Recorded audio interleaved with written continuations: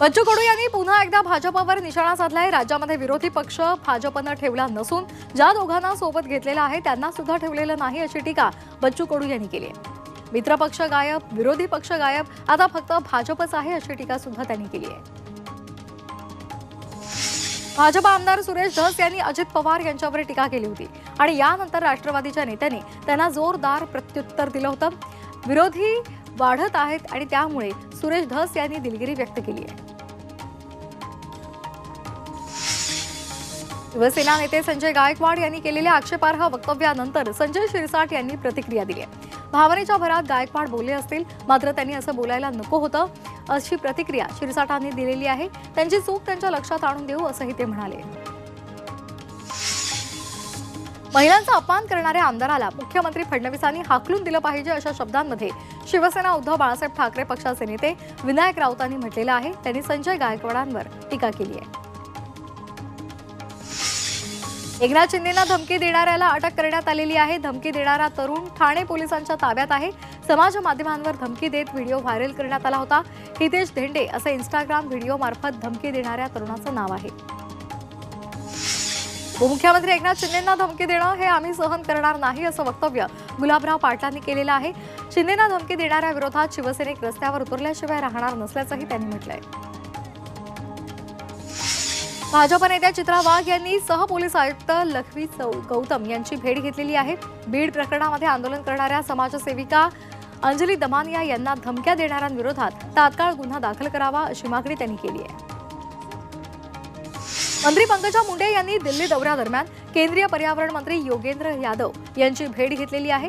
महाराष्ट्रातील सर्व विषयांवर संपूर्ण सहयोग करण्याचं आश्वासन त्यांनी दिलेलं आहे। महाराष्ट्राला ऐतिहासिक आणि धार्मिक स्थळांचा वारसा लाभलेला आहे, मात्र राज्यातील काही महत्त्वपूर्ण स्थळांचा राष्ट्रीय विकास कामांमध्ये अद्यापही समावेश झालेला नाही अशी माहिती खासदार नरेश म्हस्के यांनी दिली आहे। तर केंद्राने या संपूर्ण महत्त्वपूर्ण स्थळांचा विकास कामांच्या यादीत समावेश करून भरीव तरतूद करावी अशी सूचनाही म्हस्केंनी केली आहे। समृद्धी महामार्गावर खेळ टाकणाऱ्या समाजकंटकांवर कारवाई करणार अशी माहिती सार्वजनिक बांधकाम मंत्री शिवेंद्रराजे भोसले यांनी दिली। ही गंभीर बाब असून दोषींवर कठोर कारवाई होणारच असंही ते म्हणाले। मंत्री संजय शिरसाट येवल्याच्या दौऱ्यावर असताना त्यांचं जल्लोषात स्वागत झालं। शिवसेनेच्या पदाधिकारी आणि कार्यकर्त्यांनी एकनाथ शिंदेंचं चित्र असलेली पतंग शिरसाट यांना भेट दिली।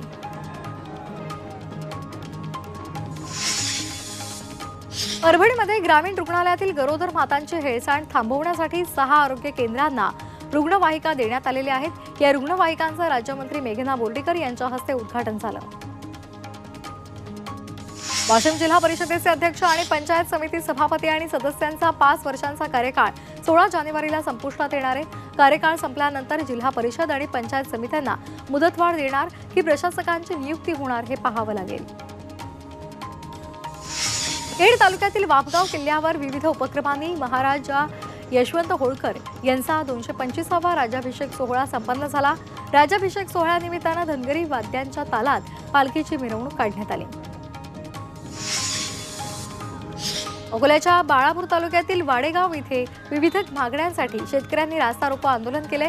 नाफेडमध्ये तात्काळ धान खरेदी करून योग्य तो भाव द्यावा अशी मागणी त्यांनी केली आहे। तसंच सोयाबीनसाठी बारदाना उपलब्ध करून द्यावीत अशी मागणी सुद्धा शेतकरी करतायत।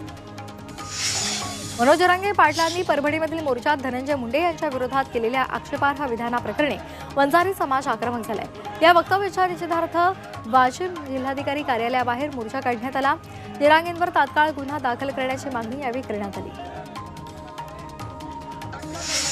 पुण्यामध्ये मनोज जरांगे तसंच अंजली दमानिया आणि सुरेश धस यांच्या विरोधात गुन्हे दाखल करावेत अशी मागणी केली जाते। या संदर्भात ओबीसी समाजानं शिवाजीनगर पोलीस ठाण्यात तक्रार दाखल केली आहे। धनंजय मुंडेंवर आक्षेपार्ह टीका केल्याप्रकरणी ओबीसी समाज आक्रमक झालाय। पीएमआरडीएनं पेपरलेस कारभार करण्याचा निर्णय घेतला। या अंतर्गत नागरिकांशी संबंधित सर्व विभागांची कामं ऑनलाईन होणार आहेत। त्यामुळे बांधकाम विभाग त्या परवानगीपासून प्रशासकीय माहिती उपलब्ध करून देण्यापर्यंत सर्व कामं ऑनलाईन होणार आहेत। मुंबईतील बीके सिटी कप परेड या दुसऱ्या टप्प्यातील मेट्रोच्या मार्गाचं काम 92% पूर्ण झालेलं आहे। एप्रिलपर्यंत हा टप्पा प्रवाशांच्या सेवेत दाखल होईल, त्यामुळे बीकेसी ते कफ परेड सुसाट प्रवास होणार आहे. शाकाहारी थाळी 6% महागलेली आहे. टोमॅटो आणि बटाट्यासारख्या खाद्यपदार्थांच्या किमती वाढलेल्या आहेत. डिसेंबरमध्ये घरगुती अन्न महाग झालेलं आहे.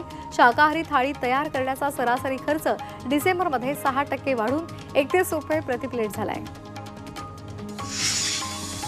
मुंबईतील तापमानात घट झालेली आहे, तर सांताक्रूज कुलाबा इथं कमी तापमानाची नोंद झाली आहे. मुंबईच्या कमाल तापमानामध्ये घट झाल्यामुळे मुंबईकरांना उकाड्यापासून दिलासा मिळालाय. तसंच हे तापमान पुढील 2 ते 3 दिवस कायम राहणार असल्याचा अंदाज हवामान विभागानं वर्तवलाय. मुंबईच्या हवेची नोंद मध्यम श्रेणीमध्ये नोंदवण्यात आलेली आहे.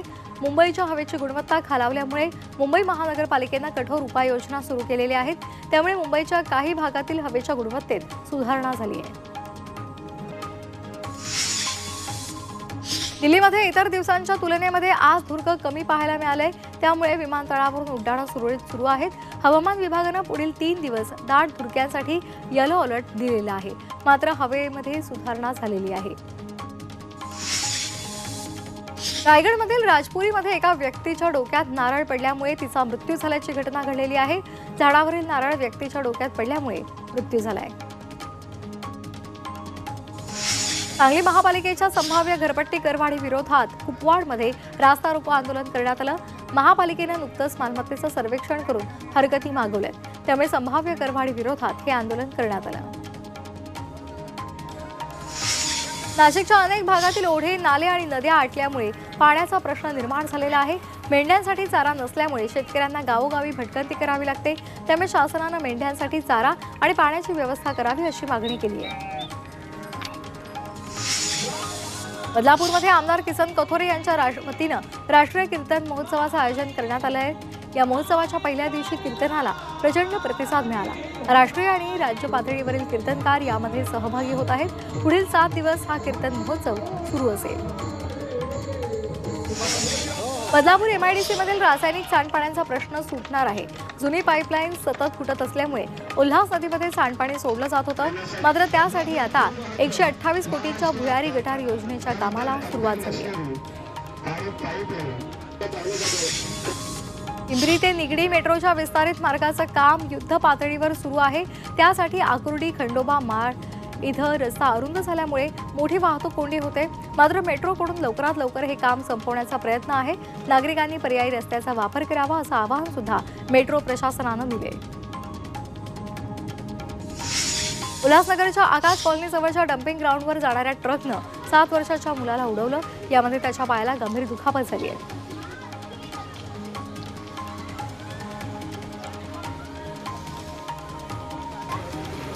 अकोल्यामध्ये एका जखमी विषारी नागावर यशस्वी शस्त्रक्रिया करण्यात आली आहे. एका व्यक्तीनं जखमी नागाला पशुवैद्यकीय रुग्णालयात दाखल केलं होतं.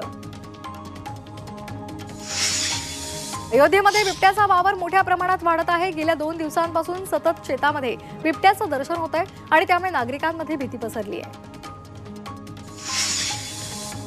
अकोल्यातील पिंजर इथल्या एका बारमध्ये दारुड्यानं दारू उधार न दिल्यामुळे बारच्या काउंटरवर पेट्रोल जाळून टाकलं. तसंच यावेळी मालकाच्या अंगावर सुद्धा पेट्रोल टाकून पेटवून देण्याचा प्रयत्न केला. या प्रकरणी बार मालकाच्या तक्रारीवरून दारुड्याला पोलिसांनी अटक केली आहे. संभाजीनगरमध्ये चुलत भावानंच बहिणीची हत्या केली आहे. 200 फूट डोंगरावरून मुलीला ढकललं. या प्रकरणी चुलत भावाला अटक करण्यात आली आहे. प्रेम प्रकरणातून हत्या केल्याची प्राथमिक माहिती मिळते.